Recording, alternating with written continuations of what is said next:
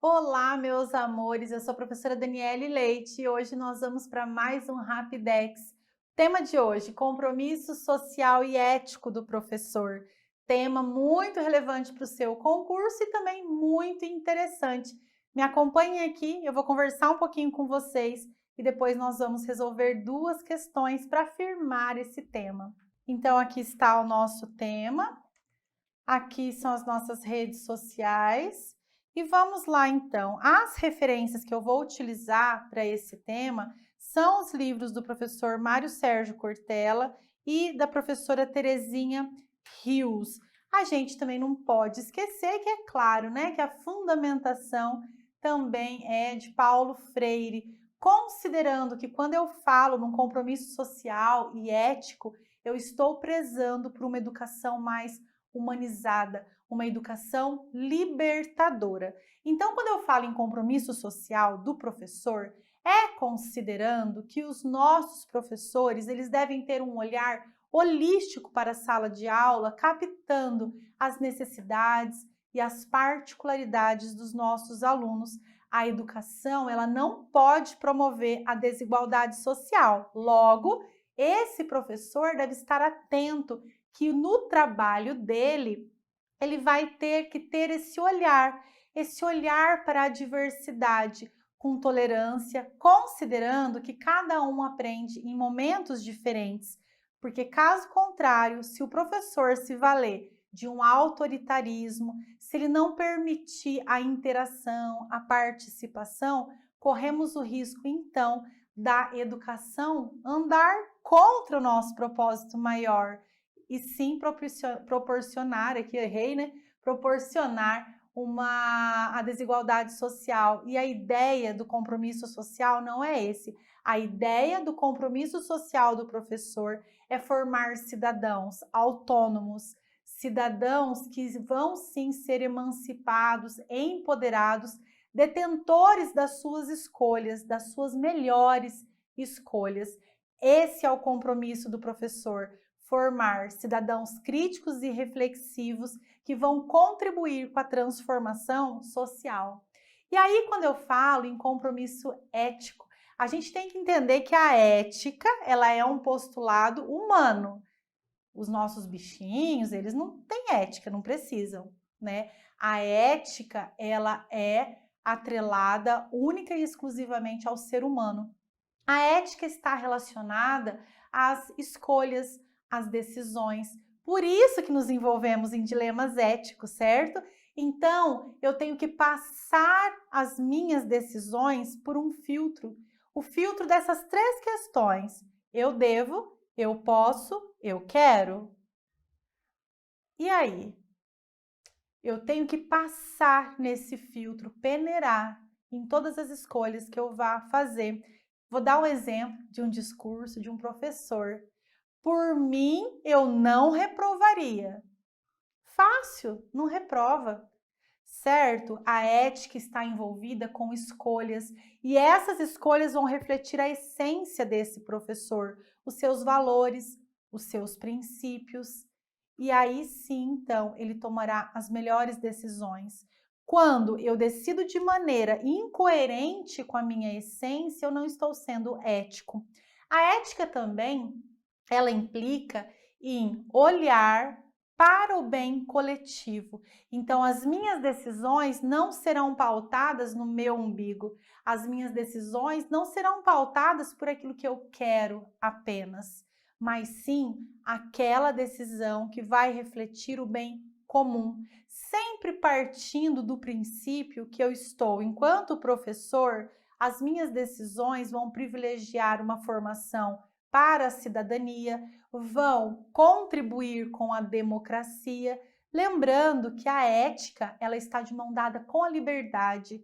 Por quê? Se eu vou tomar escolhas, se eu vou fazer decisões, é porque eu tenho liberdade para isso. Muito interessante, né? E o que se espera é que os nossos professores, então, trabalhem pautados nesse compromisso social e ético, que eles estejam engajados com a sua participação na escola e que o ensinar não seja mera obrigação, mas sim seja alvo da sua melhor dedicação. Esse é o exemplo de decência, trazido por Paulo Freire e o Mário Sérgio Cortella, que então, a partir dessa decência, eu promovo a dignidade do ser humano por meio do meu compromisso e ensinar, sempre focado com o social e com a ética, contribuindo, sempre contribuindo, promovendo a participação e interação dos meus alunos, a participação da comunidade, inserindo a escola dentro da sociedade e fazendo uma troca com a sociedade. Então, esse aqui é o nosso Rapidex sobre compromisso social e ético, mas vamos resolver duas questões para a gente reforçar esse conteúdo tão cobrado na sua prova. Vem comigo! Então, eu tenho aqui a questão de número 1, uma questão de um concurso de 2018 para professor de educação infantil da VUNESP, Renato. Ao ler o livro Educação, Convivência e Ética, livro do nosso queridíssimo, né, Mário Sérgio Cortella, eu vou mostrar para vocês o livro, ok? Esse livro aqui, ó. Outro que a gente utiliza muito é este aqui. A Escola e o Conhecimento, do Mário Sérgio Cortella. Vamos voltar para a questão? Livro Educação, Convivência e Ética, Audácia e Esperança, de Cortella. Tomou ciência de que ética é um tema que pode ser trabalhado com as crianças, tanto de forma abstrata, falando-se sobre ela, explicando o que seria eticamente correto ou incorreto em dada situação, quanto pela demonstração efetiva e real de qual é a conduta que se deseja. Para Cortella, a melhor forma de pais e professores trabalharem a ética com as crianças é... E aí eu tenho aqui, então, as minhas alternativas. Pela organização de um código de conduta, estabelecendo o que é socialmente certo. B. Por meio da leitura ou da contação de histórias infantis para crianças a partir dos 5 anos. C. Coagindo as crianças a se portarem bem, dizendo-lhes que somente assim serão amadas. D. Pela exemplaridade, ou seja, pelo exemplo pessoal, em relação ao comportamento esperado. E. Premiando seus comportamentos adequados e punindo os que forem inadequados. A resposta correta é a resposta D. Do ponto de vista desse compromisso social e ético, eu não vou impor o que é socialmente certo. Nós vivemos num mundo diverso, onde há uma diversidade e temos que manter a tolerância. Quando eu falo da leitura ou da contação de histórias infantis para crianças a partir dos 5 anos, essas práticas são muito bem-vindas, mas do ponto de vista do Mário Sérgio Cortella, conforme ele discorre no livro, a gente tem que partir do exemplo, ou seja, os adultos darão o exemplo do comportamento esperado. Foge da abstração e vai para a prática. C. Coagindo? Não, jamais a gente vai coagir as crianças. Eu tenho que dar exemplo. E. Premiando seus comportamentos adequados e punindo os que forem inadequados? Não, porque quando eu falo em comportamento adequado e inadequado, eu digo então que a criança não pode errar. Partindo do ponto de vista ético, eu vou trabalhar muito bem a ética com as crianças, dando o exemplo. Posso sim trabalhar de forma abstrata, trazendo os conceitos, explicando, fazendo analogias, mas o meu exemplo enquanto professor, indicando as condutas ali esperadas, é o que realmente levará aí a maiores resultados em relação à ética. Vamos para a nossa segunda e última questão. Num concurso de 2019, Banca Fundatep, para auxiliar de disciplina.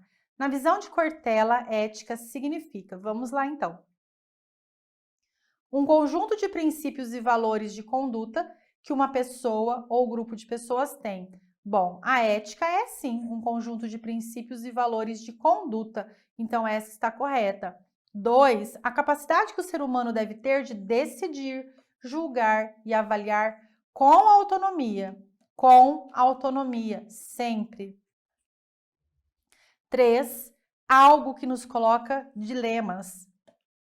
Quais são as nossas perguntas? Eu quero, eu devo, eu posso. São as perguntas que estabelecem os dilemas éticos no dia a dia, não sendo algo que nos conforte. Exato, ela está correta. Essas perguntas se referem a dilemas quando eu vou fazer as minhas escolhas. Então, a nossa alternativa correta tem que conter todas as assertivas corretas também. Quais? Aqui, a E é a minha alternativa correta. 1, 2 e 3. Pois bem, encerramos aqui então mais um Rapidex sobre compromisso social e ético. Bons estudos, espero que eu tenha contribuído com vocês. Gratidão por esse momento. Até mais!